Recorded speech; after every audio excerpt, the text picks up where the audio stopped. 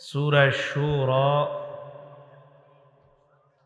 ৪৯-৫০ নম্বর আয়াতে কারিমা তেলাওয়াত করলাম। এই আয়াতে আল্লাহ পাক রব্বুল আলামিন বলেন, লিল্লাহি মুলকুস সামাওয়াতি ওয়াল আরদ, আসমান জমিনের রাজত্ব আল্লাহর। ইয়াখলুকু মা ইয়াশা, আল্লাহ যা চান তা সৃষ্টি করেন। ইয়াহাবু লিমান ইয়াশাউ ইনাসা ওয়া ইয়াহাবু লিমান ইয়াশাউ যুকুর, আল্লাহ যাকে চান কন্যা দান করেন, যাকে চান আল্লাহ ছেলে দান করেন। আও ইউযাউযিজুহুম যুকরানা ওয়া ইনাসা, যাকে চান আল্লাহ তাকে ছেলে মেয়ে উভয়টা দান করেন। ওয়া ইয়াজআলু মান ইয়াশাউ আকিমা, আল্লাহ যাকে চান তাকে বন্ধা বানান। ছেলে দিবে মেয়ে দিবে এই ক্ষমতা আল্লাহর। ছেলে মেয়ে কোনোটাই হবে না, এই ক্ষমতাও আল্লাহর। আল্লাহ চাইলে ছেলে হবে, চাইলে মেয়ে হবে, চাইলে আল্লাহ ছেলেও হবে না মেয়েও হবে না, আল্লাহ যা চান সেটাই হবে।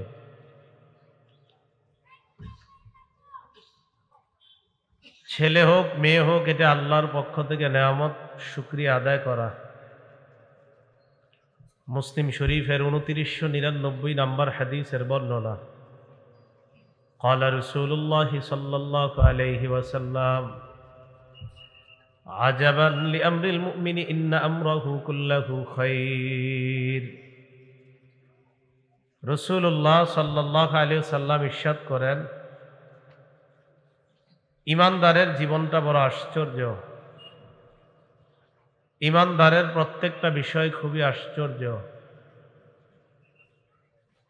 তার জীবনের প্রত্যেকটা বিষয় কল্যাণ আর কল্যাণ। রাসূল বলেন, ঈমানদারের জীবনের বিষয়টা আশ্চর্য। তার জীবনে দুঃখ আসুক, এটাও তার জন্য কল্যাণ। তার জীবনে যদি সুখ আসে, এটাও তার জন্য কল্যাণ। সুখ আসলে কল্যাণ, দুঃখ আসলে কল্যাণ। এটা কিভাবে? ইন আসাবাতহু সাররা ফাশাকারা ফাকানা খায়রান লাহ। মুমিনের জীবনে যদি সুখ আসে, মুমিন শুকরিয়া আদায় করে। এই শুকরিয়া আদায় মুমিনের জন্য কল্যাণকর হয়ে যায়। ওয়া ইন আসাবাতহু দাররা ফাসাবারা, মুমিনের জীবনে যদি বিপদ আসে, মুমিন ধৈর্য ধারণ করে। এই ধৈর্য ধারণ মুমিনের জন্য কল্যাণকর হয়ে যায়। সুখ আসলে শুকরিয়া আদায় করে, এটাও কল্যাণ। দুঃখ আসলে ধৈর্য ধারণ করে, এটাও মুমিনের জন্য কল্যাণ। তাহলে বলেন তো, ছেলে হোক মেয়ে হোক, এই নেয়ামত কার? আল্লাহ। মেয়ে হলে চেহারাটা কালো করা যাবে? সূরা নাহলের ৫৮ নম্বর আয়াতে আল্লাহ বলেন, ওয়াইযা বুশিরা আহাদুহুম বিল উনসা যাল্লা ওয়াজহুহু মুসওয়াদ্দান ওয়া হুয়া কাযীম। তাদের কাউকে যখন কন্যা সন্তানের সুসংবাদ দেওয়া হয়, তখন তাদের অনেকের চেহারাটা কালো হয়ে যায়, কপাল কুঁচকায়। আমাদের সমাজে শুধু বাপের বা মার চেহারা কালো হয় এমন না, মার তো হয় না, সাধারণত বাপের, বাপ সহ দাদা দাদি ১৪ গোষ্ঠীর চেহারা কালো হয় মেয়ে হইলে। কন্যা সন্তান যদি হয়, কিছু মানুষের চেহারা কালো হয়। আল্লাহ বলেন, এমন কালো হয়। চেহারা তো কালো হয় হয়, ওয়া কাযীম, সে খুব রাগান্বিত, কপাল কুঁচকায়, মেজাজ খারাপ। এটা কেন হইল? কন্যা এটা হলে চেহারা কালো করা যাবে না। এক মেয়ে আছে, কাদের? হাত তোলেন তো, হাত নামান। একটা কিতাব আছে, নাম তাখরিজুল মুসনাদ, ৩ নম্বর খণ্ড, ২৯৪ নম্বর পৃষ্ঠা। قال رسول الله صلى الله عليه وسلم من ولدت له ابنة فلم يئدها ولم يهنها ولم يؤسر ولده عليها, যার একটা কন্যা সন্তান হয়, এই কন্যাকে সে যদি জীবন্ত কবর না দেয়, কন্যা বলে যদি অবজ্ঞা না করে, আমার কন্যা হয়েছে এই কন্যা বলে যদি অবজ্ঞা না করে, ওয়ালাম ইউসির ওয়ালাদাহু আলাইহা, এবং সে যদি তার ছেলেকে কন্যার উপর প্রাধান্য না দেয়, তার ছেলেও আছে মেয়েও আছে, কিন্তু ছেলেটারই বেশি আদর করে, মেয়েটারে বেশি আদর করে না, তো বিষয়টা যদি এমন হয় যে যার কন্যা হয় এই কন্যাকে সে জীবন্ত কবর দেয় না, কন্যা বলে অবজ্ঞা করে না, কন্যার উপর ছেলেকে বেশি প্রাধান্য দেয় না, নবীজি বলেন ইল্লা আদখালাহুল্লাহু বিহাল জান্নাহ, এই এক কন্যার কারণে আল্লাহ ওই বাপকে জান্নাত দান করবে। কন্যা দুইজন আছে, কাদের দেখি হাত নামান। তিরমিজি শরীফের 1914 নম্বর হাদিসের বর্ণনা, قال رسول الله صلى الله عليه وسلم من على جاريتين دخلت انا وهو الجنة كهاتين, নবী বলেন কেউ যদি দুইজন কন্যা লালন পালন করে, আমি এবং দুই কন্যার অভিভাবক এইভাবে জান্নাতে প্রবেশ করব। তাহলে দুই কন্যার অভিভাবকরা খুশি নি? তিন কন্যা আছে কাদের? আপনারও মাশাআল্লাহ, তো কাজ হয়ে গেছে।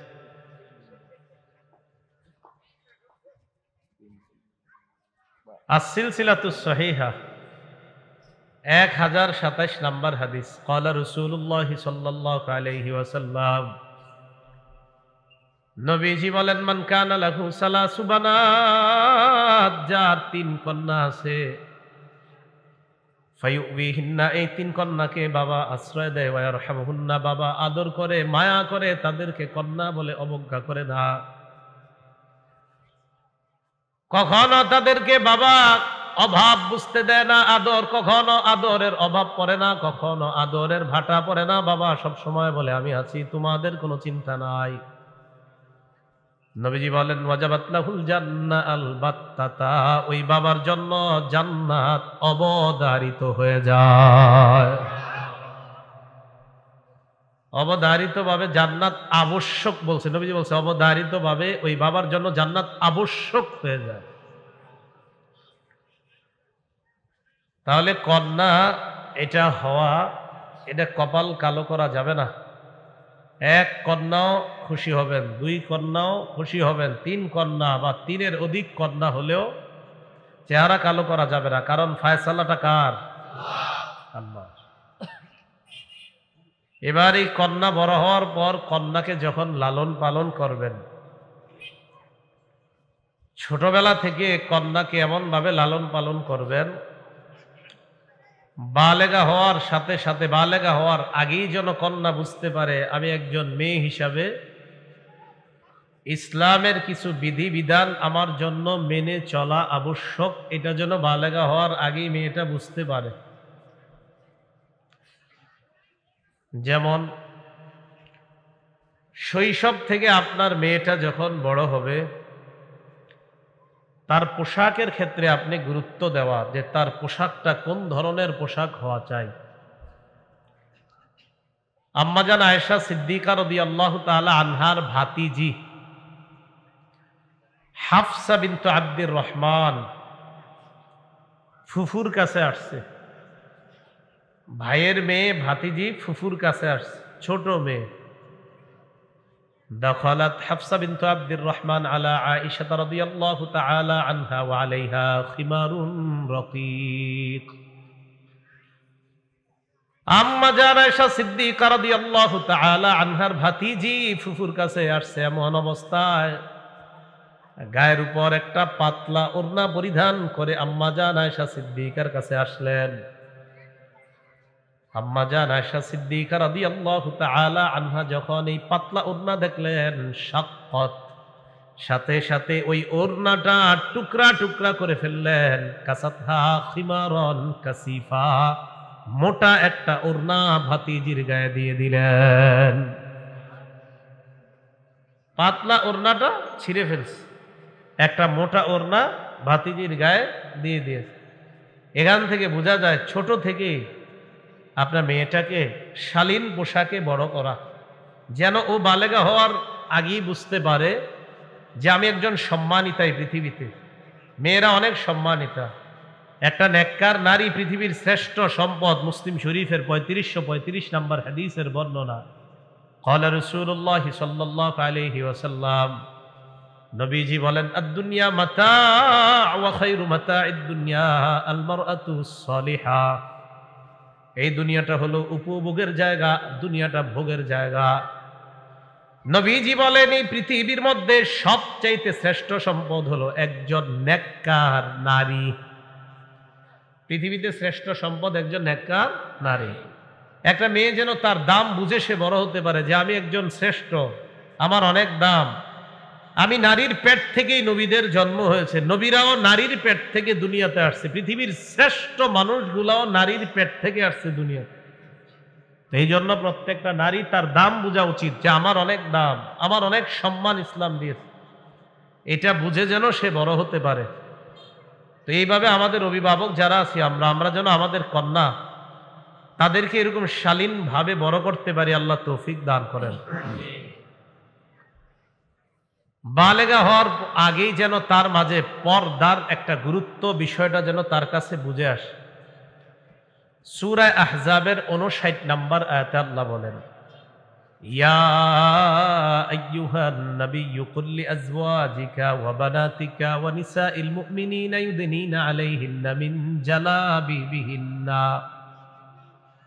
নবী আপনি বলেন, আপনার বিবিদেরকে বলেন, আপনার কন্যাদেরকে বলেন, মুমিনদের স্ত্রীদেরকে বলেন, তারা যেন তাদের জিলবাব, চাদরের কিছু অংশ তারা যেন এইভাবে ফেলে দেয়। মুফাসসিরিনে কেরাম লেখছেন, উপর থেকে এইভাবে চেহারার সামনে যেন তারা ফেলে দেয়। জিলবাবের ব্যাখ্যা আব্দুল্লাহ ইবনে আব্বাস রাদিয়াল্লাহু তাআলা আনহুমা বলেন, জিলবাব বলা হয় এক চোখ খোলা রেখে বাকি পুরা চেহারা ঢাকা, তাকে বলা হয় জিলবাব। জিলবাব দিয়ে শুধু এক চোখ খোলা রেখে পুরা চেহারা ঢাকা, এটাকে বলা হয় জিলবাব। তো যাই হোক, এখান থেকে বোঝা যায় জিলবাব হলো উপর থেকে এইভাবে পর্দাটা ফেলে দেওয়া।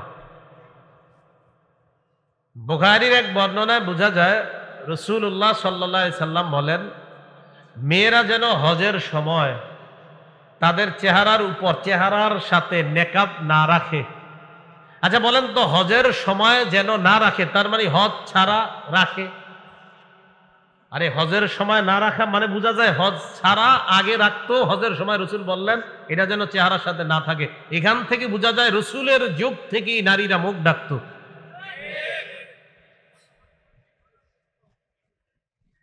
তো যাই হোক, আমাদের মা বোনদের এই উদ্দেশ্য কিন্তু এটা না যে হজের সময় মা বোনদের চেহারা অন্য পুরুষ দেখতে পারবে না, হজেও অন্য পুরুষ তার চেহারা দেখতে পারবে না।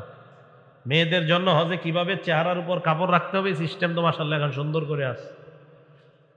আম্মাজান আয়েশা সিদ্দিকা নিজে ব্যাখ্যা দিয়েছেন যে চেহারার সাথে কাপড় রাখা যাবে না, হজের অর্থ এই না যে যে কোনো পুরুষ আমাদেরকে দেখতে পারবে। আম্মাজান বলেন, হজের সফরে যখন নবীর সাথে আমরা থাকতাম, নবীর সাথে যখন হাঁটতাম, অন্য কোনো পুরুষ আসার আগে আমরা চেহারার উপর তাড়াতাড়ি কাপড় ফেলে দিতাম।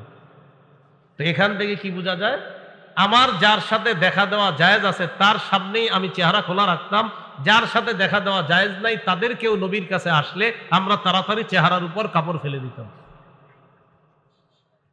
তো বুঝাইতে চাইলাম আমাদের মা বোনরা যেন এই শিক্ষায় বড় হয় যে পর্দা মানি সম্পূর্ণ চেহারা সহ একটা মেয়ে তার পুরা শরীর ঢেকে রাখা, বালেগা হওয়ার পর এটা পর্দা।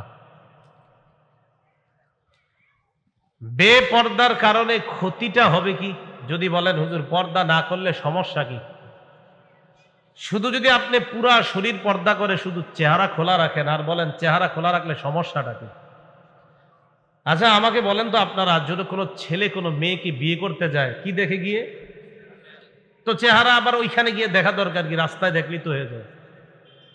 আলাদা আনুষ্ঠানিকভাবে মেয়ের বাপের বাড়িতে গিয়ে ছেলে তার চেহারা দেওয়া কেন দরকার?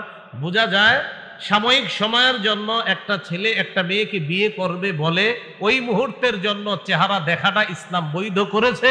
ওই মুহূর্ত ছাড়া অন্য সময় চেহারা ঢাকাটাই ফরজ। না তো আর এইভাবে আনুষ্ঠানিকভাবে দেখার দরকার ছিল না। রাস্তায় দেখে বসবে, আব্বারে গিয়ে বলে দিবে, আব্বা ওই চা দোকানের সামনে দেখছি একজন, এর বিয়ে করাই দেন, শেষ। বেপর্দার কি ক্ষতি? বেপর্দার এক নাম্বার ক্ষতি,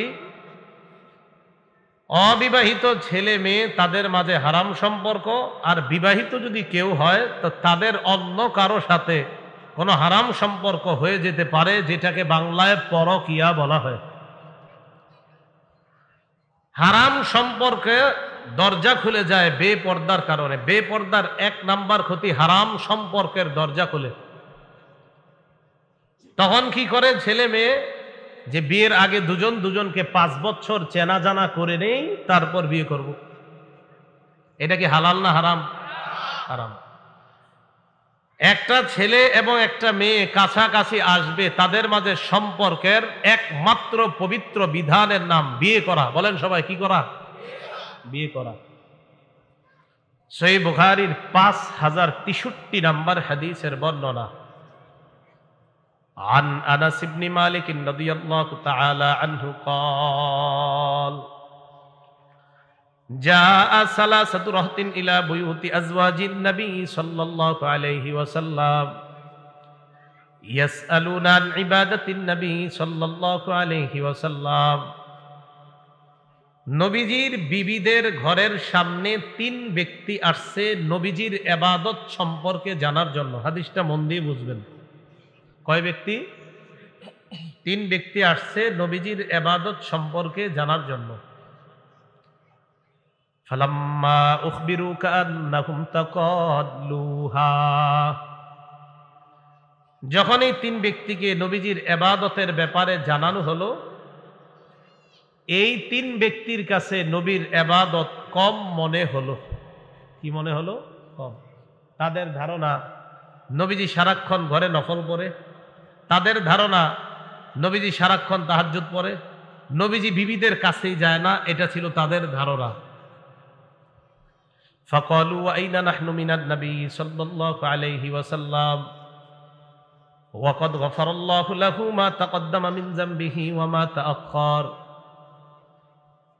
তারা 3 জন বললেন, কোথায় আমরা, কোথায় আল্লাহ নবী? তার আগে কোনো গুনাহ নাই, পরে কোনো গুনাহ নাই। যদিও থাকতো, যদি থাকতো, নাই যদি থাকতো, আল্লাহ অগ্রিম সব মাফ করে দিয়েছেন। নবীজির এত ইবাদতের দরকার নাই, এটা তাদের বক্তব্য। ফাকালা আহাদুহুম আম্মা আনা ফাইন্নী উসাল্লিল লাইলা আবাদা ওয়ালা আরকুদু। তাদের একজন বললেন, আমি সারা রাত নামাজ পড়বো, আমি ঘুমাবো না। সারা রাত নামাজ পড়বে, ঘুমাবে না। ওয়াকালা আখর ইন্নী আসুমুদ দাহরা ওয়ালা উফতিরু। আমি সারা জীবন রোজা রাখবো, আমি কখনো রোজা ছাড়বো না। ওয়াকালা আখর আনা আতাজিলুন নিসা ফালা আতাজাওয়াজু আবাদা। আরেকজন কয়, আমি সারা জীবন নারীদের থেকে দূরে থাকবো, কখনো বিয়ে করব না। একজন সারা রাত নামাজ পড়বে, ঘুমাবে না। আরেকজন সারা জীবন রোজা রাখবে, রোজা ছাড়বে না। আরেকজন নারীদেরকে বিয়ে করবে না। ফাজা রাসূলুল্লাহ সাল্লাল্লাহু আলাইহি ওয়াসাল্লাম ইলাইহিম। নবীজি তাদের কাছে আসলেন। আসার পর বললেন, আনতুমুল্লাযীনা কুলতুম কাযা ওয়া কাযা। তোমরাই তারা যারা এমন এমন বলেছো। একজনে সারা রাত নামাজ পড়বা, আরেকজন সারা জীবন রোজা রাখবা, আরেকজন বিয়ে করব না, তোমরা তারা না? নবীজি বললেন, ওয়াল্লাহি ইন্নী লাআখশাকুম লিল্লাহ। শোনো তোমরা, আল্লাহর কসম, এই পৃথিবীর মধ্যে আমি নবী আল্লাহকে সবচেয়ে বেশি ভয় পাই। আমি আল্লাহরে সবচেয়ে বেশি ভয় পাই। আমি আল্লাহকে সবচেয়ে বেশি ভয় পাই। উসল্লি ওয়া আরকুদু, আমি আল্লাহকে বেশি ভয় পাই। এই আমিও রাতের বেলা নামাজ পড়ি, আবার আমি ঘুমাই। আমি আল্লাহকে সবচেয়ে বেশি ভয় পাওয়া সত্ত্বেও আমি সারা রাত নামাজ পড়ি এমন না, নামাজও পড়ি আবার ঘুমাই। শরীরের হকও আদায় করি, আল্লাহর হকও আদায় করি। আমি সবচেয়ে বেশি আল্লাহকে ভয় পাই। আসুমু ওয়া উফতিরু, আমি রোজা রাখি, আবার মাঝে মাঝে রোজা রাখি না। সোমবারে রাখি, বৃহস্পতিবার রাখি, মাঝখানের দিনগুলা রাখি না। আমি আল্লাহকে সবচেয়ে বেশি ভয় পাই। আনা আতাজাওয়াজুন নিসা, আমি নারীদেরকে বিয়ে করি। নবী কি বুঝাইতে চায়? আমি আল্লাহরে ভয় করা সত্ত্বেও আমি সারা রাত নামাজ পড়ি এমন না। আমি আল্লাহরে সবচেয়ে বেশি ভয় করা সত্ত্বেও আমি সারা জীবন রোজা রাখি এমন না। আমি আল্লাহকে সবচেয়ে বেশি ভয় করা সত্ত্বেও আমি বিবিদের থেকে দূরে থাকি এমন না। আমি আল্লাহকে ভয় করা সত্ত্বেও এইগুলাও আমি করি, কারণ একজন মুসলমানের এগুলাও ইবাদতের অন্তর্ভুক্ত। কোন মুসলমান যখন আল্লাহর বিধান পালন করে ঘুমায়, তার ঘুমও ইবাদতের অন্তর্ভুক্ত হয়ে যায়। তো রাসূলুল্লাহ সাল্লাল্লাহু আলাইহি সাল্লাম বললেন, ফামান রাগিবা আন সুন্নতি ফালাইসা মিন্নি, আমার সুন্নতকে যে অবজ্ঞা করে সে আমার অন্তর্ভুক্ত নয়। নাউজুবিল্লাহ। বলেন, নবী অন্য কোন না। ভাই, আপনাদের এলাকা আমি নতুন তো, নিয়ম জানে না, পাশে আওয়াজ হলে কিন্তু আমি ওয়াজ বন্ধ করে দিই। এই জন্য কিচ্ছু বলতেছি না, অনেকক্ষণ সহ্য করে আছে। আমি কোথাও গেলে অন্য এলাকায় জানে যে আওয়াজ হবে, ওয়াজ বন্ধ। এই জন্য কোথাও আওয়াজ হয় না। এদিকে নতুন তো, এই জন্য হয়তো জানেন না বিষয়টা। আওয়াজ হলে একটু করে ছেড়ে দিব আমি। রাসূলুল্লাহ সাল্লাল্লাহু আলাইহি সাল্লাম বললেন যে আমি আল্লাহকে সবচেয়ে বেশি ভয় পাই। আমি বিয়ে করি, যে আমার সুন্নতকে অবজ্ঞা করে সে আমার অন্তর্ভুক্ত নয়। মাহফিলকে মাহফিলের মতো আয়োজন করার চেষ্টা করবেন। আশেপাশে কোনো আওয়াজ হওয়া এটা মাহফিল না। মাহফিল এটা ধর্মীয় আলোচনা, এটা মানুষের হেদায়েতের একটা জায়গা। আশেপাশে আওয়াজ তো মানে ফাইজলামি, তামাশা। এটা তামাশা না, এটা এটা হেদায়েতের জায়গা। হেদায়েতের জায়গার আশেপাশে তামাশা হবে কেন? এই কথাগুলো মাথায়, এটা আমি বলে আসছি বলে এমন না। যেই আসুক, যেই আলোচকই আসেন, এইভাবে আশেপাশে তামাশা হবে এরকম হবে না। কিন্তু এটা এটা মাহফিলের সৌন্দর্যতা না, এটা হেদায়েতের জায়গা তখন আর থাকে না। হেদায়েতের পরিবেশ হেদায়েতের মতো হওয়া দরকার, ঠিক না? জি। এখন বলেন তো, রাসূলুল্লাহ সাল্লাল্লাহু আলাইহি সাল্লাম আমাদের আম্মা জানদের সাথে যে সম্পর্কে আবদ্ধ হয়েছেন একটা বিধানের মাধ্যমে, বিধানটার নাম কি? বিয়ে। কিসের মাধ্যমে? বিয়ে করা। খুব ভালো করে বুঝেন, কাজে লাগবে। সহিহ বুখারীর 5078 নম্বর হাদিসের বর্ণনা। এই হাদিসের বর্ণনাকারী সাহাবিয়া আম্মা জান আয়েশা সিদ্দিকা রাদিয়াল্লাহু তাআলা আনহা। আম্মা জান আয়েশা সিদ্দিকা রাদিয়াল্লাহু তাআলা আনহার বর্ণনা, তিনি বলেন, ক্বালা রাসূলুল্লাহ সাল্লাল্লাহু আলাইহি ওয়াসাল্লাম, নবীজি বলেন, আয়েশা, ইন্নী উরিতুকি ফিল মানাম মাররাতাইন। আয়েশা, তোমাকে বিয়ের আগে স্বপ্ন যোগে আমাকে দুবার দেখানো হয়েছে। আমি তোমাকে বিয়ের আগে স্বপ্নে দুবার দেখছি।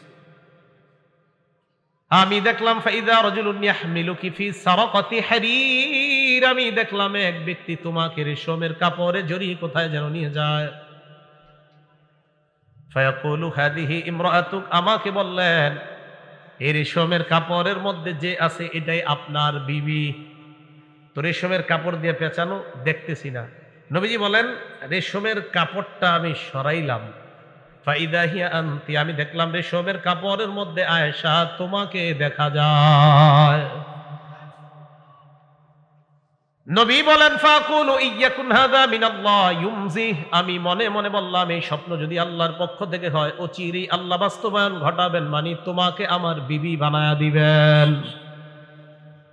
বলেন তো, আম্মাজান আয়েশা সিদ্দিকা রাদিয়াল্লাহু তাআলা আনহার সাথে আল্লাহর রাসূলের একটা পবিত্র সম্পর্ক হয়েছে। আম্মাজান আয়েশা আমাদের আম্মাজান হয়েছে একটা পবিত্র বিধানের মাধ্যমে। এটার নাম কি? বিয়ে করা। তাহলে বিয়ে করা এটা হলো ইসলামের পবিত্র বিধান। এই পবিত্র বিধানের মাধ্যমে একটা ছেলে এবং মেয়ের সম্পর্ক হবে। আপনার সন্তান যেন বালেগা হওয়ার আগে থেকে এই মানসিকতায় বড় হয় যে আমার জীবনে হারাম কোনো সম্পর্ক, এটা ইসলামে নিষেধ। সহিহ বুখারীর বর্ণনা 5069 নাম্বার হাদিস। আব্দুল্লাহ ইবনে আব্বাস রাদিয়াল্লাহু তাআলা আনহুমার ছাত্রকে আব্দুল্লাহ ইবনে আব্বাস বললেন, قال لي ابن عباس رضي الله تعالى عنهما هل تزوجت। আব্দুল্লাহ ইবনে আব্বাস রাদিয়াল্লাহু তাআলা আনহুমা তার ছাত্রকে বললেন, তুমি বিয়ে করেছো কিনা? ছাত্র জবাব দিলেন, না, এখনো আমি বিয়ে করি নাই। আব্দুল্লাহ ইবনে আব্বাস বললেন, তাজাওয়াজ ফাইন্না খায়রা হাদিহিল উম্মাহ আকসারুহা নিসাআ।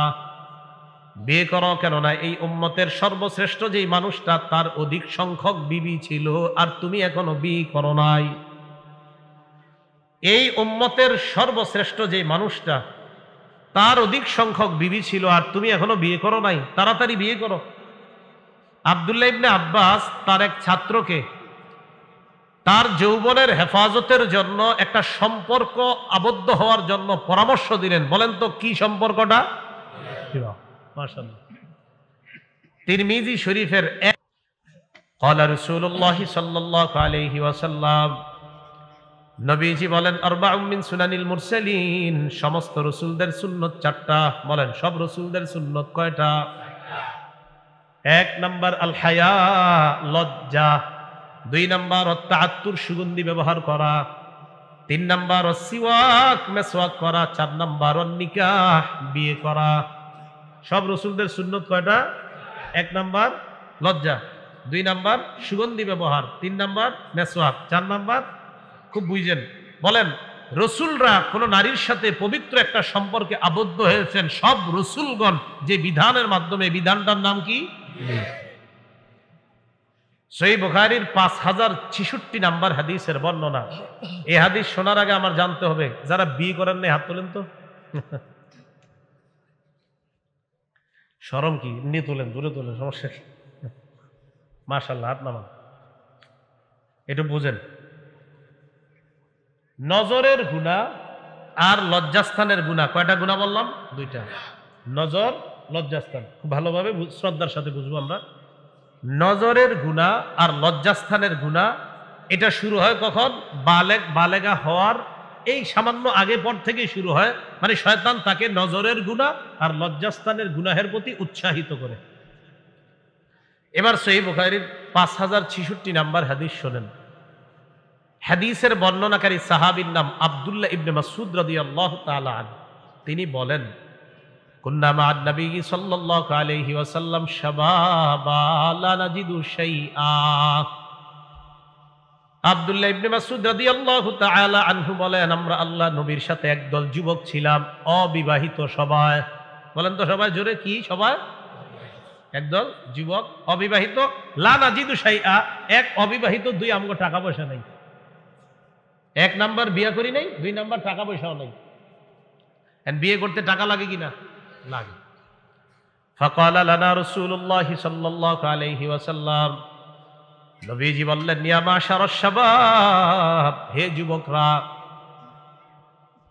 মান ইসতাতাআল বাআতা ফালইয়াতাযাওয়াজ। কোন বর্ণনায় মান ইসতাতাআ মিনকুমুল বাআ, তোমাদের মধ্যে যারা বিয়ে করার সামর্থ্য রাখো, বিবিকে ভরণ পোষণ দেওয়ার সামর্থ্য রাখো, ফালইয়াতাযাওয়াজ, সে যেন বিয়ে করে। ফাইন্নাহু আগাদ্দু লিল বাসার, বিয়ের এক নাম্বার উপকার নজর নিচে রাখে, নজর অবদমিত থাকে, নজরের গুনাহ থেকে হেফাজত থাকা যায়।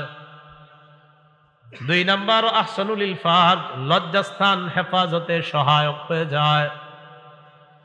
হাদিসের মাধ্যমে বুঝতে পারলাম আল্লাহর নবী বলেন, যাদের নজরের গুনাহ হয়, লজ্জাস্থানের গুনাহ হয়, তাদের বিয়ের সামর্থ্য থাকলে যেন বিয়ে করে নেয়, কারণ বিয়ে নজরের গুনাহ আর লজ্জাস্থানের গুনাহ থেকে হেফাজত করে। তাহলে বলেন, নজরের গুনাহ আর লজ্জাস্থানের গুনাহ থেকে বাঁচার উপায়? বলেন বিয়ে। বলেন বাঁচার উপায়? এখন বলেন, যাদের সামর্থ্য নাই, আছে না এরকম যাদের সামর্থ্য নাই? নবী বলেন, ওয়ামাল্লাম ইস্তাতি ফালাইহি বিসসাওম, যাদের সামর্থ্য নাই তারা রোজা রাখবে। বলেন, যাদের সামর্থ্য নাই তারা কি রাখবে? তাহলে সামর্থ্য থাকলে বিয়ে করবে, সামর্থ্য না থাকলে রোজা রাখবে। তাহলে সামর্থ্য থাকলে বিয়ে, সামর্থ্য না থাকলে রোজা। বলেন তো সবাই আমার সাথে, সামর্থ্য থাকলে, না থাকলে গুনাহ করা যাবে না। কি করা যাবে না? যাদের নজরের গুনাহ হয়, যাদের লজ্জাস্থানের গুনাহ হয়, আপনি এই অপশন নাই যে হুজুর আমার গুনাহ হয়, আমি বিয়ে করার টাকা নাই। নবী কয় টাকা নাই তো রোজা রাখো। টাকা না থাকলে রোজা, এই কথা মনে রাখবেন। আল্লাহ আমাদের সকলকে বুঝার তৌফিক দান করেন। এবার বলেন, নবীজি যুবকদেরকে পরামর্শ দিলেন গুনাহ থেকে বাঁচার জন্য তোমার জীবনে একটা পবিত্র সম্পর্কে আবদ্ধ হওয়া ভালো, উচিত, দরকার। এই পবিত্র সম্পর্কটার নাম কি? তো বুঝাইতে চাইলাম, পর্দাহীনতার এক নাম্বার খারাপ দিক হলো ছেলে মেয়ে উভয়ের প্রতি পবিত্র একটা বিধান যে বিয়ে, এইটা ছাড়াও উভয়ের প্রতি হারাম সম্পর্কে জড়িয়ে পড়ার ঘটনা আমাদের এই নোয়াখালীতে না থাকলেও বাংলাদেশে আছে। কি বলেন? সোনাগাজীতে না থাকলেও বাংলাদেশে আছে, এদিকে না থাকতে পারে। এই হলো এক নাম্বার ক্ষতি। দুই নাম্বার ক্ষতি পর্দাহীনতার, নারী পুরুষের অবাধ মেলামেশার দরজা খুলে যায় পর্দাহীনতার কারণে। কি বললাম? নারী পুরুষের অবাধ মেলামেশার দরজা খুলে যায়, অবাধে মেলামেশা করার সুযোগ হয়ে যায়, রাস্তা খুলে যায়। সহিহ বুখারীর বর্ণনা, 5232 নম্বর হাদিসের বর্ণনা। ক্বালা রাসূলুল্লাহ সাল্লাল্লাহু আলাইহি ওয়াসাল্লাম, নবীজি বলেন, ইয়্যাকুম ওয়াদ-দুখুল আলান নিসা, তোমরা নারীদের থেকে গমন করা থেকে, তোমরা নারীদের কাছে গমন করা থেকে তোমরা বাঁচো। ফাকালা রাজুলুম মিনাল আনসার, এক আনসারী দাঁড়িয়ে বললেন, ইয়া রাসূলুল্লাহ আফারাইতাল হাম্মা, দেবরের ব্যাপারে আপনি কি বলবেন? আল্লাহ রাসূল বললেন, আল হাম্মু আল মাউত, দেবর হলো মৃত্যু। বলেন, দেবর মৃত্যু। বলেন সবাই। দেবর চিনেননি? স্বামীর ছোট ভাই, যার বয়স 25, স্বামীর 25 বছরের ছোট ভাই ভাবিরে ফোন দিয়ে বলে ডাক্তারের কাছে যাও। কাকে নিয়ে যাবো? আপনি আসেন তারপর যাই। তোমার ছোট ভাইরে নিয়ে যাও। ছোট ভাই মানে দেবর, দেবরের বয়স 25, এটা কি ছোট ভাই? রাসূলুল্লাহ সাল্লাল্লাহু আলাইহি সাল্লাম বললেন, দেবর মৃত্যু। আপনি মানেন আর না মানেন, এখানে আপনার বেশি যাতায়াত যদি হয়, দেবরের সাথে সাক্ষাৎ বেশি হয়, তার মানে আপনি মরণের মধ্যে পা দিচ্ছেন ভাবিরা। এটা রাসূল, আপনি ঠিক বললেও ঠিক, না বললেও ঠিক, কারণ রাসূল বলছে। কে বলছে? সেখানে আপনারা ঠিক না ঠিক বলার কিছু আসে যায় না। নবীজি বলছে, এটাই সঠিক। রাসূল বলছেন দেবর মৃত্যু। অনেক মা বোন আছে যারা বাহিরে পর্দা করে মাশাআল্লাহ, কিন্তু ঘরে দেবরের সাথে সাক্ষাৎ দেয়। রাসূল বলছেন, আরে মরণের সাথেই তো তুমি সাক্ষাৎ করছো। সহিহ বুখারীর বর্ণনা, 5233 নম্বর হাদিস। ক্বালা রাসূলুল্লাহ সাল্লাল্লাহু আলাইহি ওয়াসাল্লাম, নবীজি বলেন, লা ইয়াখলুয়ান্না রাজুলুন বিইমরাআ ইল্লা যু মাহরাম, কোন বর্ণনা ইল্লা মা জি মাহরামিন, কোন পুরুষ কোন নারীর সাথে একান্তে সাক্ষাৎ করবে না মাহরাম ছাড়া। মাহরাম ছাড়া কোন পুরুষ কোন নারীর সাথে একান্তে সাক্ষাৎ করবে না, মাহরাম ছাড়া। নারীর স্বামী থাকতে হবে, না হয় ভাই থাকতে হবে, এমন কেউ থাকতে হবে, না হয় বাপ থাকতে হবে। ডাক্তারের চেম্বারে যখন যান, কোথায় যান? কথার কথা, হসপিটালে যখন যান, হসপিটালে আপনি আপনার বিবিকে একা পাঠায়েন না, আপনি সাথে যান, বাইরে পাঠায়েন, না পারলে বাপেরে পাঠায়েন। আপনি যাওয়াই ভালো, আপনি স্বামী আপনি যাওয়াই ভালো। এরপরে যদি ডাক্তার সাহেব বলে যে স্বামীর ভিতরে ঢুকার অনুমতি নাই, আপনি সাথে সাথে বলবেন, স্ত্রীর জন্য যদি ভিতরে প্রবেশের অনুমতি আমার না থাকে তো আপনার আছে? স্বামীর না থাকলে আছে টাকার আমারে বলেন। রাসূল বলেছেন নারী পুরুষ একান্তে কথা বলবে না, এটা রাসূলের নির্দেশনা, মানতেই হবে আপনার।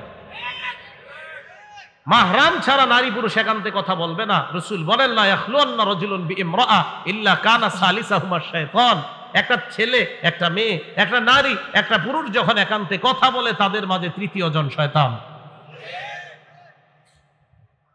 তাহলে বেপরদার কারণে কি খুলে যায় বলেন তো? নারী পুরুষের অবাধে মেলামেশার রাস্তা খুলে যায়। 3 নাম্বার ক্ষতি, বেপরদার কারণে অন্য কোনো পুরুষের দৃষ্টি অপব্যবহার করার রাস্তা খুলে যায়। কি ব্যবহার? দৃষ্টির যেখানে দৃষ্টি রাখা দরকার সেখানে না রাখা গুনাহের কোথাও রাখার দরজা খুলে যায় বেপর্দার কারণে। এটা 3 নাম্বার ক্ষতি। এটা কেমন?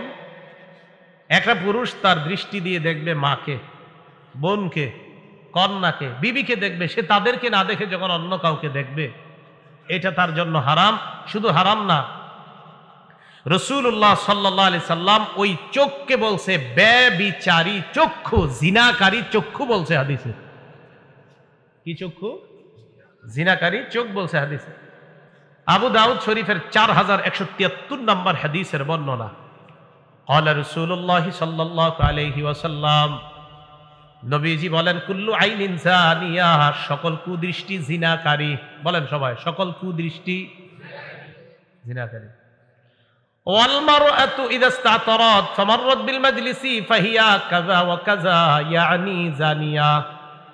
নবী বলেন, কোন নারী যখন সুগন্ধি ব্যবহার করে অন্য কোন পুরুষের সামনে দিয়ে যায়, সুগন্ধি ব্যবহার করে যখন কোন মজলিসের পাশ দিয়ে যায়, 4 জন চা খাইতেছে তাদের সামনে দিয়ে যায়, তাদের নাকের মধ্যে যদি ওই নারীর শরীরের ঘ্রাণ চলে যায়, আল্লাহ নবী বলেন এই নারী এমন এমন, এই নারী ব্যভিচারিণী নারী।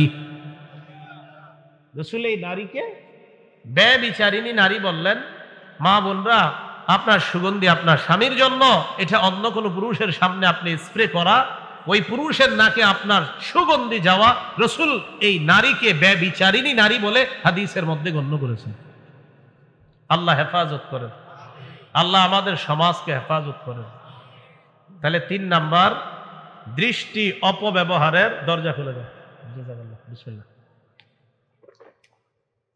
আল্লাহুম্মা লাকাল হামদু ওয়া লাকাশ শুকরু। 4 নাম্বার, বেপর্দার কারণে অবৈধ কথা বলার দরজা খুলে যায়। কি কথা বলার? অবৈধ কথা। অবৈধ কথা কি? যার সাথে আপনার কথা বলা হারাম, বেপর্দার কারণে তার সাথে এত ঘনিষ্ঠ হয়ে যান, এক পর্যায়ে ঘন্টার পর ঘন্টা সরাসরি হোক, রেস্টুরেন্টে বসে হোক, আর রাতে মোবাইলের আলাপনের মাধ্যমে হোক, হাজার হাজার মিনিট সেকেন্ড নষ্ট হওয়ার নজির এই এলাকায় না থাকলেও পৃথিবীতে আছে। এটা হলো বেপর্দার 4 নাম্বার ক্ষতি। এবার রাসূলের হাদিস নেন। আমার রাসূল শ্রেষ্ঠ বিজ্ঞানী, হাদিস শুনলে বুঝবেন। সহিহ বুখারীর 6243 নম্বর হাদিসের বর্ণনা। ক্বালা রাসূলুল্লাহ সাল্লাল্লাহু আলাইহি ওয়াসাল্লাম, নবীজি বলেন, আল আইনানি তাজনিয়ান, 2 চোখ জিনা করে। 2 চোখ জিনা করে। ফাজিনাহুমা আন-নাজ, 2 চোখের জিনা হলো দেখা। যাকে দেখা হারাম তাকে দেখা 2 চোখের জিনা। যাকে দেখা হারাম তাকে, যাকে দেখা হারাম তাকে দেখা, এটা কি? 2 চোখের। সবাই বলেন 2 চোখের। সরাসরি কাউকে দেখা যদি 2 চোখের জিনা হয়, নাটক সিনেমায় তাকে দেখা, এটাও কি হবে? জিনা হবে।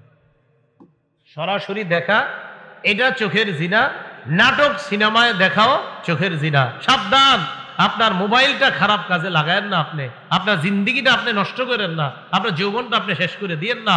অভিভাবকরা একটু সতর্ক হন। চেয়ারম্যান সাহেব আপনাকে বলে দিয়ে আপনার মাধ্যমে এলাকায় নিয়ম করেন, পড়াশোনা করে যে ছেলেরা, এই সন্তানটা যেন যখন তখন মোবাইল ব্যবহার করতে না পারে, এরকম আইন আমাদের দেশে হইলে খুব ভালো হবে। পড়াশোনা করে অন্তত যারা, তাদের নজরদারি করা দরকার অভিভাবকরা। অভিভাবক মনে করে যে আমার সন্তানটা মনে হয় দরজা লাগায় ভিতরে তাহাজ্জুদ করে, জানেও না সে যে মোবাইলের মাধ্যমে তার জীবনটাই নষ্ট করে দিচ্ছে, এটা অভিভাবকরা জানে না। আরে কত সহজ সরল মানুষ, কত খেটে কত কষ্ট করে সন্তানের জন্য টাকা পয়সা কামাই করে, এই বাপ জানেও না আমার সন্তান কিভাবে শেষ হয়ে যাচ্ছে। তো বলছিলাম 4 নাম্বার কথা বলাটা। সহিহ বুখারীর 6243 নাম্বার হাদিস। আল আইনানে তাজনিয়ান, 2 চোখ জিনা করে। ফাজিনাহুমা আন-নাজ, 2 চোখের জিনা হলো দেখা। এরপর নবী বলেন, ওয়াল উযুনান জিনাহুমা আল ইস্তিমা, 2 কানের জিনা হলো শ্রবণ করা। যার কথা শোনা হারাম তার কথা শ্রবণ করা কানের জিনা। অনর্থক কথা বললেন কোনো প্রয়োজন ছাড়া। হ্যাঁ, প্রয়োজনে তো কথা বলার এটা অধিকার দিছে যতটুকু প্রয়োজন, কিন্তু প্রয়োজন ছাড়া আপনি শুধু শুধু কথা বলা কানের জিনা। ওয়াল লিসান জিনাহু আল কালাম, জিহ্বার জিনা হলো কথা বলা। ওয়াল ইয়াদ জিনাহা আল বাস, হাতের জিনা হলো স্পর্শ করা। ওয়ারিন জিনাহা আল খুতা, পায়ের জিনা হলো হেঁটে যাওয়া। ওয়াল কলবু ইয়াতামান্না ওয়া ইয়াশতাহি, অন্তরের জিনা হলো কল্পনা করা। অন্য বর্ণনায় ওয়ান নাফসু তামান্না ওয়া তাশতাহি, অন্তর কল্পনা করে, এটা অন্তরের জিনা। ওয়াল ফারজু ইউসাদ্দিকু যালিকা আও ইউকাযযিবু, অন্তরের জিনার পর নবী বলেন লজ্জাস্থান এটাকে বাস্তবে রূপদান করে। নাউযুবিল্লাহ। বেপর্দার 4 নাম্বার ক্ষতি, যার সাথে কথা বলা হারাম, বেপরদিগির কারণে তার এত কাছাকাছি হয়ে যায়, তখন তার সাথে কথা বলা ডাল ভাতের মতো কোনো ব্যাপার না। ঘন্টার পর ঘন্টা তার পিছনে কথার মাধ্যমে এমবি সহ টাকা পয়সা সব নষ্ট হচ্ছে। এ হলো 4 নাম্বার ক্ষতি। 5 নাম্বার ক্ষতি বেপরদার, যার শরীরে আমার টাচ করা হারাম, তার শরীরে আমার টাচ হয়ে যাওয়াটা এটা হারাম, এটা হাতের জিনার অন্তর্ভুক্ত হয়ে যায়। মা মাসাত ইয়াদু রাসূলিল্লাহি সাল্লাল্লাহু আলাইহি ওয়াসাল্লাম ইয়াদা ইমরাআতিন কত্তু, আল্লাহ নবীর হাত কোন নারীর হাত কখনো স্পর্শ করে নাই। নবীজি বলেন ওয়াল্লাহি লা উসাফিহুন নিসা, আমি কোন নারীর সাথে কখনো মুসাফা করি না। নবী বলেন লা আমাসসু ইয়াদা ইমরাআ, আমি কোন নারীর হাত কখনো স্পর্শ করি না। ছোট ছোট ভিডিওর মধ্যে দেখবেন অনেকের পায়ের মধ্যে ছেলেও সেজদা দেয়, মেয়েও সেজদা দেয়। যার পায়ে সেজদা দেয় তিনি মাথায় হাত বুলিয়ে দেয়, সাবাস সাবাস, কি সাবাস, মানে উনি খুশি। এটা প্রতারক, এটা সুন্দর হলো না, এটা ইসলামের দুশ্মন, এটা ইসলামের দুশ্মন, ইসলামের সাথে দুশ্মনী করছে। সাবধান, কেউ কোনো নারীর শরীরে স্পর্শ করবে আর সে পীর হয়ে যাবে, আর এইভাবে আপনার বুঝাবে মানুষকে যে ভাই এইভাবে ওইভাবে, আপনার 1-2 ঘন্টা যুক্তি দিবে যে এইভাবে আমাদের সেখানে নারী পুরুষ একসাথে এই সুরতে যাওয়া জায়েজ আছে, আপনারে খালি বুঝাবে। 2 ঘন্টা তার বুঝ শুইনা বলবেন আমি সব শুইনা বুঝতে পারলাম, আপনার পীর, আপনারা সব ভণ্ড। কোন পীর কোন নারীর শরীরে স্পর্শ করে, এটা পীর হয় কেমনে আমারে বুঝান, এইটা কিভাবে পীর দিন বলেন? এটা হালাল না হারাম? হারাম। তাহলে বেপর্দা অবৈধভাবে কোনো নারীর শরীরে স্পর্শ করার দরজা খুলে দেয়, তখন এটা তারা কোনো গুনাহ মনে করে না, এটা হারাম, এটা বেপর্দা। 5 নাম্বার ক্ষতি। রাসূলুল্লাহ সাল্লাল্লাহু আলাইহি ওয়াসাল্লাম বলেন, তিরমিজি শরীফের বর্ণনা 1173 নাম্বার হাদিসের মধ্যে নবীজি বলেন, قال رسول الله صلى الله عليه وسلم المرأة عورة فإذا خرجت استشرفها الشيطان। নবীজি বলেন নারী হলো আবৃত বস্তু, নারী ঢেকে রাখার জিনিস, নারীকে ঢেকে রাখতে হয়। ঢেকে রাখার জিনিসটা যখন ঢাকনা ছাড়া বের হয়, পর্দা ছাড়া বের হয়, ইস্তাশরাফাহা শাইতান, শয়তান এই নারীকে অন্য পুরুষের চোখে আকর্ষণীয় রূপে উপস্থাপন করে দেয়। নাউজুবিল্লাহ।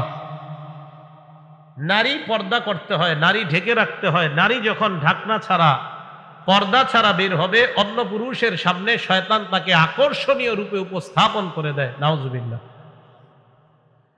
বেপর্দার 6 নাম্বার ক্ষতি, অনেক বিবাহিত নারী আছে, তাদের স্বামী হয়তো প্রবাসে থাকে। কোথায় থাকে?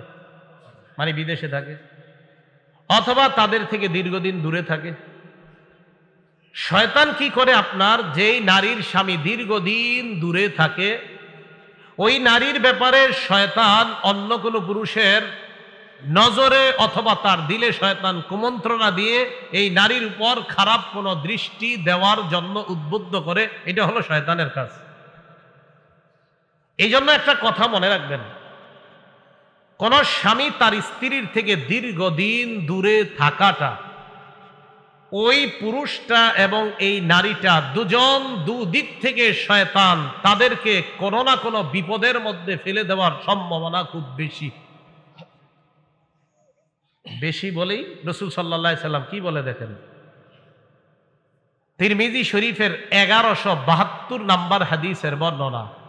قال رسول الله صلى الله عليه وسلم, নবীজি বলেন লা তালিজু আলাল মুগীবাত, যাদের স্বামী ঘরে নাই, যাদের স্বামী দূরে আছে, প্রবাসে আছে, অনুপস্থিত, তাদের কাছে তোমরা গমন করবা না।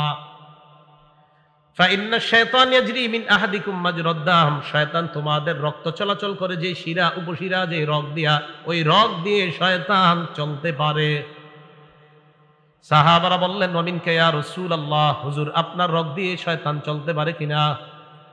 নবীজি বললেন ওয়ামিন্নি, আমার রক্ত চলাচল করে যেই জায়গা দিয়ে ওই জায়গায় শয়তান চলতে পারে।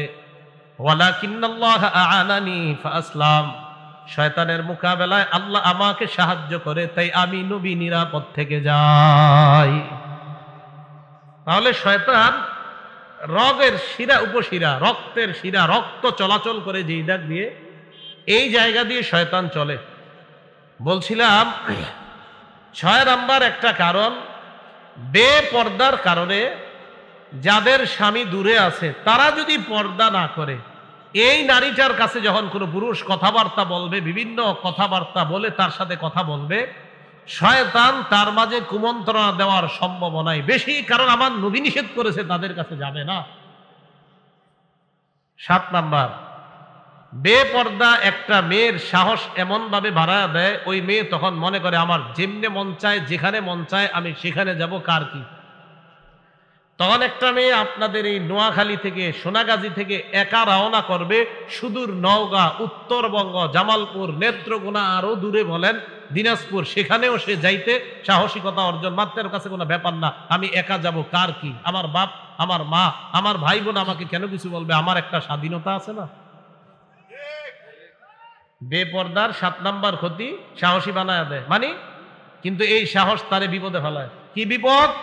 যখন আপনার একা একা সফর করে, করার পর এরপর পেপারের মধ্যে আসে একটি মেয়েকে 4 জন যুবক একা পেয়ে ওই মেয়ের সাথে যা যা করেছে সব পেপারের মধ্যে তখন লেখা হয়। তো সাহসিকতার লাভ হইল কি?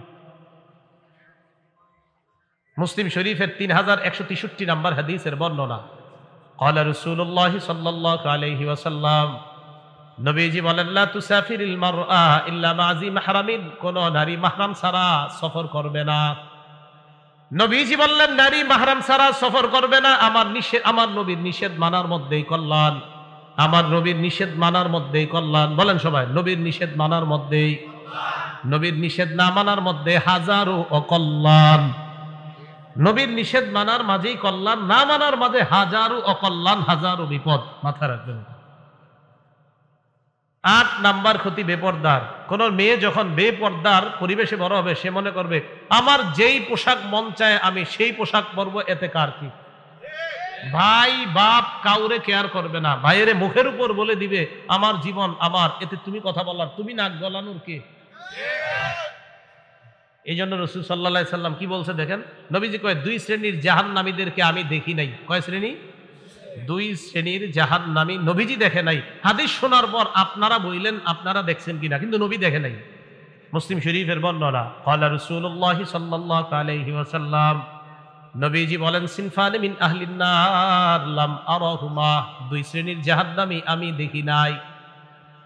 1 নাম্বার, কওমুন মাহুম সিয়াতুন কাজনাবিল বাকর, এমন একদল মানুষ যাদের সাথে গরুর লেজের মতো চাবুক থাকবে, ইয়াদরিবুনা বিহান নাস, এই চাবুক দিয়ে, এই লাঠি দিয়ে মানুষের উপর জুলুম করবে, নির্যাতন করবে। এই 1 নাম্বার জাহান্নামী, তাদেরকে আমি দেখি নাই। নবী বলেন আরেক শ্রেণীর জাহান্নামী আমি দেখি নাই, নিসাউন কাসিয়াত আরিয়াত মুমিলাত মাইলাত। আরেক শ্রেণীর জাহান্নামী তারা হলো নারী সম্প্রদায়, যারা এমন পোশাক পরে, পোশাক পরার পরেও তারা অর্ধালুঙ্গ। পোশাক পরার পরেও, আসলে আরিয়াত মানে উলঙ্গ। আরিয়াত মানে কি? আমি অনুবাদ করলাম অর্ধালুঙ্গ, পোশাক একটু তো থাকে এই জন্য বললাম অর্ধালুঙ্গ। অর্ধালুঙ্গ মানে একদম উলঙ্গের কাছাকাছি, কিন্তু আরিয়াত মানে হলো উলঙ্গ, বিবস্ত্র বলছে নবীজি। মানে সে মানে এই পোশাক পরা না পরা রাসূল একই বলছেন। তো কেমন পোশাক? মুমিলাত, যেই পোশাকে অন্য পুরুষকে আকৃষ্ট করে, মাইলাত, নিজে অন্য পুরুষের দিকে আকৃষ্ট হয়, রুউসুহুন্না কাসনিমাতিল মুখতিল মাইলা, এই নারীর মাথার চুলের খোপাগুলা এমন দেখলে মনে হবে হেলে পড়া উটের কুজির মতো দেখা যায়। লা ইয়াদখুলুল জান্নাহ, এরা জান্নাতে যাবে না। ওয়ালা ইয়াজিদনা রিহাহা, এরা জান্নাতের ঘ্রাণও পাবে না। বলেন এরা জান্নাতে যাবে না, জান্নাতের ঘ্রাণও পাবে না। রসুল বলছে এই শ্রেণীর জাহান্নামীদেরকে আমি দেখি নাই, যারা এমন নারী এমন পোশাক পরবে, এমন আটো সাটো ছোট খাটো পোশাক পরবে, যেই পোশাক পরার কারণে নিজেরা অন্য পুরুষকে আকৃষ্ট করে, নিজেও অন্য পুরুষের দিকে আকৃষ্ট হবে। এই শ্রেণীর জাহান্নামীদেরকে আমি দেখি নাই, তবে আমার উম্মত দেখবে। এখন আমরাও অপেক্ষা আছি, ভবিষ্যতে এই জাতি আসবে দুনিয়াতে। এ হলো বেপরদার ৮ নাম্বার ক্ষতি, যে আমার যেই পোশাক মন চায় আমি সেই পোশাক পরবো, কার কি বলার কিছু থাকবে না। বেপরদার ৯ নাম্বার ক্ষতি, আমাদের মা বোনরা বিভিন্ন চ্যানেলে বিভিন্ন পোশাক দেখবে আর বলবে, পশ্চিমা অসভ্য পোশাক সে গ্রহণ করবে আর বলবে আমার মন চায় আমি কোন পোশাক পরবো, এতে কারো কোনো নাক গলানোর কিছু নাই। রাসূল বলেন মান তাশাব্বাহা বিকওমিন ফাহুয়া মিনহুম, যে যাদের সাদৃশ্যতা অবলম্বন করবে সে তাদের অন্তর্ভুক্ত হয়ে যাবে, মানে তাদের সাথেই জাহান্নামী হবে। তাদের সাথে কি হবে? আচ্ছা, আমাদের বাঙালিদের চুলের কালার সাধারণত জন্মগতভাবে কি কালো। বাঙালিদের চুলের কালার সাধারণত জন্মগতভাবে, কিছু দেশ আছে জন্মগতভাবে লাল হয় সাদা হয়, কিন্তু আমাদের দেশে কি কালো। এখন আমাদের দেশের কেউ যদি, সাধারণত আমাদের দেশের জন্মগত চুল হলো কালো, এই কালো চুল যদি লাল হয়, আমাদের দাদাদের লাল হইলে আমরা বলি দাদা বুড়া, আর দাদিদের লাল হইলে বলি দাদি উনি বুড়ি হয়ে গেছে, ওনার চুল লাল হয়েছে। আমাদের দেশে কম বয়সী অনেকের মাথার কালো চুল লাল দেখা যায় কিনা? আপনারা পুরুষরা যারা যারা হাত তুলছেন বিয়ে করেন নাই, আপনি যখন পাত্রী দেখতে যাবেন, যাওয়ার পরে যদি দেখেন এমন কোন পাত্রী সামনে আসছে যার মাথার চুল লাল, তখন আপনি তাকে বলবেন দাদি আপনার নাতনি কোথায়? কি বলবেন? দাদি আপনার। তো পাশে যে থাকবে উনি বলবে পাত্রী তো উনি। আপনি বলবেন ও আচ্ছা, আমি আসলে ভুল হয়ে গেছে, আমার দাদিরও চুল লাল, আমি ভাবছি ওনার চুল তো লাল, সেজন্য ভাবছিলাম এটা পাত্রীর দাদি। শরম লজ্জা থাকলে আর জীবনে চুল কালার করবে না। তাহলে রাসূলুল্লাহ সাল্লাল্লাহু আলাইহি সাল্লাম বললেন মান তাশাব্বাহা বিকওমিন ফাহুয়া মিনহুম, যে যাদের সাদৃশ্যতা অবলম্বন করবে সে তাদের অন্তর্ভুক্ত হয়ে যায়। আল্লাহ হেফাজত করেন। নবীজি সাল্লাল্লাহু আলাইহি সাল্লাম বলেন ইউশিকু আন তাদাআ আলাইকুমুল ইউশিকুল উমাম, কোন বর্ণনা ইউশিকু আন তাদাআ আলাইকুমুল উমাম কামা আন তাদাআল আকালাতু আলা কাসআতিহা, প্লেটের চারপাশে খাদকরা যেমন খাদ্যের জন্য একত্রিত হয়, সারা দুনিয়ার বেঈমানরা মুসলমানদেরকে ধ্বংস করার জন্য একত্রিত হবে। সাহাবারা বললেন নমিন কিল্লাতিন ইয়াউমা ইযিন বিনা, হুজুর সেদিন কি আমাদের সংখ্যা কম হবে? নবী বললেন না, আনতুম ইয়াউমা ইযিন কাসীর, তখন তোমাদের সংখ্যা হবে অনেক। ওয়ালাকিন্নাকুম তাকুনুনা গুসাআন কা গুসাইস সাইল, তবে তোমরা হয়ে যাবে প্লাবনে ভেসে যাওয়া খড়কুটার মতো তোমরা হবে। 2 কারণে। কয় কারণে? বলেন সংখ্যা আমাদের কম হবে না বেশি? কিন্তু 2 কারণে আমরা প্লাবনে ভেসে যাওয়া খড়কুটার মতো হব। 1 হুব্বুদ দুনিয়া, দুনিয়ার ভালোবাসা। 2 কারাহিয়াতুল মাউত, মৃত্যুর প্রতি অনীহা। দুনিয়ার ভালোবাসা ঢুকলে নারী পুরুষ যে নেমন চায় এইভাবেই চলবে, কোনো কেয়ার করবে না, কারণ তার মৃত্যুর কোনো ভয় নাই, মৃত্যুর চিন্তা থাকবে না। নবী কয় সংখ্যা বেশি হলেও যখন তোমার মাঝে ঢুকে যাবে, আমার যেমনে মন চায় দুনিয়াতে এমনি চলবো, মৃত্যুর কথা শুনলে বলবে না না না না এটা ঘৃণিত জিনিস, মৃত্যুর প্রতি অনীহা, সে মরতেই চায় না, দুনিয়াতে নিজের মতো চলতে চায়। রাসূল বলেন এই 2 অবস্থা যখন আসবে তখন বুঝতে হবে তোমাদের সংখ্যা বেশি হওয়া সত্ত্বেও তখন তোমরা প্লাবনে ভেসে যাওয়া খড়কুটার মতো হয়ে যাবে। রাসূল বলছে এই যুগটা আসবে। আপনারা বলেন তো, নবী বলছে আসবে, আপনারা বলেন আসবে না এসে গেছে? এসে গেছে। বলছিলাম বেপর্দার কারণে কি ক্ষতি, বলেন ছেলে কার নেয়ামত, মেয়ে কার নেয়ামত? মেয়ে হইলে চেহারা কালো করা যাবে? আবার মেয়েটাকে লালন পালন করতে হবে সভ্যভাবে, ইসলামী কৃষ্টি কালচারে, যেন এই মেয়েটার বেপর্দা আমাদের সমাজের আলোকিত যুবকরা যেন নষ্টের কারণ না হয়। আপনাদের এই এলাকার চেয়ারম্যান সাহেব মাশাআল্লাহ, ওনার ব্যাপারে শুনছি উনি যথেষ্ট সহযোগিতা করেছে এই মাহফিল করার জন্য, এবং আন্তরিকতার সাথে উনি চেষ্টা মেহনত করে এরপরে অনুমতির ব্যবস্থা করে দিয়েছেন। আমি দোয়া করব, সবাই দোয়া করবেন, ওনার মাধ্যমে যেন ভবিষ্যতে আপনারা এই জাতীয় দ্বীনি প্রোগ্রাম আরো বেশি করাইতে পারেন, আল্লাহ তৌফিক দান করেন। এবং ওনার মাধ্যমে আর একটা আবেদন, এই এলাকাটা যেন এমন একটা সভ্য আদর্শ আলোকিত একটা সমাজ যেন উনি সহ আপনারা সবাই মিলে মিশে ছোট বড় গঠন করতে পারেন, আল্লাহ তৌফিক দান করেন। সামনে যারা আছেন 2 হাত তোলেন জোরে, এইভাবে টান টান করে। নামায়েন না, আমি না বলা পর্যন্ত। তুলছেন? না না, তোলেন নাই তো। তুলছেন? আরে তুইলে জিও কইতে শরম করে। তুলছেন? তো এটা জিটা প্রথমবার বললে কি হতো? তুলছেন এইভাবে? এতক্ষণ যে আমি বয়ান করলাম, আপনাদের কি কিছু মনে হয় যে শিখছেন? এইটাও জোরে বলেন, শিখছেন? সেই শিক্ষার দাবি নিয়ে বলছি। হাত হাত এভাবে টান টান রাখেন। সেই শিক্ষার দাবি নিয়ে আমি আপনাদেরকে একটা দাবি জানাবো। দাবিটা ইনশাল্লাহ পালন করবেন তো সবাই? সবাই বলেন, জোরে বলেন, আরো জোরে। তাহলে কিছু শিখছেন, এটা হলো দাবি। না না, হাত হাত নামানো যাবে না, মাঝখানে অনেকে নামাই ফেলতেছে। দাবিটা মানার মতো, এরকম না যে এটা মানা যাবে না। মানবেন তো ইনশাল্লাহ? এই আমি এখন উঠে যাওয়ার পর কেউ উঠবেন না। হাত তুলুন, হাত তুলুন, হ্যাঁ। কেউ উঠবেন না, ঠিক আছে তো ইনশাল্লাহ?